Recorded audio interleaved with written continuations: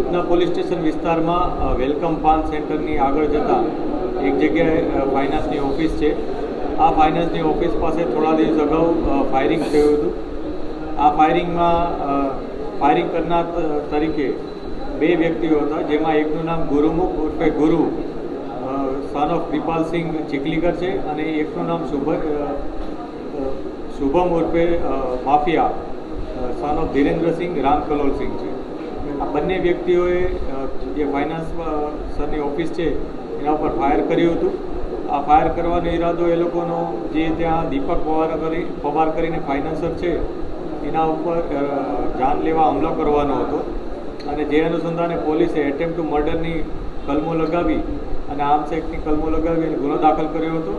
આ બનાવ અનુસંધાને તરત જ ઉધના પોલીસ સ્ટેશનની સર્વેલન્સ ટીમ, આ ઉપરાંત સુરત શહેરની ક્રાઇમ બ્રાન્ચ અને અન્ય અધિકારીઓ ત્યાં હાજર થયા હતા અને એ લોકોએ સમગ્ર બનાવનું ઓબ્ઝર્વેશન કર્યું હતું અને જુદી જુદી ટીમો બનાવી અને કામગીરી શરૂ કરી હતી. અત્યાર સુધી આ કામગીરીમાં 4 આરોપીઓ પકડાયા હતા અને અન્ય જે 2 આરોપીઓ હતા, જે મુખ્ય આરોપી તરીકે છે આમાં, કે જેઓએ ફાયરિંગ કર્યું હતું, એ પકડવાના બાકી હોવાથી અમારી જે ઉધના સર્વેલન્સ ટીમ છે એ ઉધના પીઆઈના સીધા સુપરવિઝન હેઠળ કામગીરી કરી રહી હતી.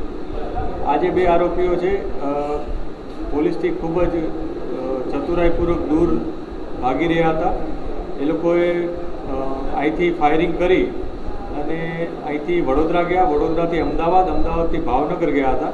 ત્યાં 2 દિવસ રોકાયા. ત્યારબાદ તેઓ ત્યાંથી સીતામઢીની જે ટ્રેન છે બિહાર, ત્યાં જતા રહ્યા હતા. એ ટ્રેન મારફત એ લોકો સીતામઢી પહોંચ્યા. ત્યાંથી એ લોકોનું આયોજન નેપાળ પહોંચવાનું હતું, પરંતુ થોડાક પૈસાની એમની કમી હોવાથી એ લોકો ફરી પાછા લખનઉ પોતાના એક મિત્રને ત્યાં આવ્યા હતા. લખનઉ આવી અને પછી ત્યાં પણ તેઓ અલગ અલગ વિસ્તારમાં રહેતા હતા અને છેવટે બારાબંકી ખાતે એ લોકોનું અમને ઇન્ફોર્મેશન મળી કે તેઓ બંને બારાબાંકી ખાતે રોકાયેલા છે. એટલે અમારી ટીમે એમનો પીછો કરતાં બારાબાંકી ખાતેથી એમને અટકાયતમાં લીધા અને જે આગળની કાર્યવાહી શરૂ કરી. આજે બંનેને અરેસ્ટ કરવામાં આવ્યા છે. આ ઉપરાંત બંને જે વેપન યુઝ કર્યું છે આ બનાવમાં, એ વેપન ક્યાંક ફેંકી દીધું હતું. તે વેપન ક્યાં છે એ માટે પણ અમે ઇન્ક્વાયરી કરી રહ્યા છીએ અને એના માટે અમારે જે ફર્ધર પોલીસ કસ્ટડી હોય એના માટે પણ અમે પ્રયાસ કરીશું.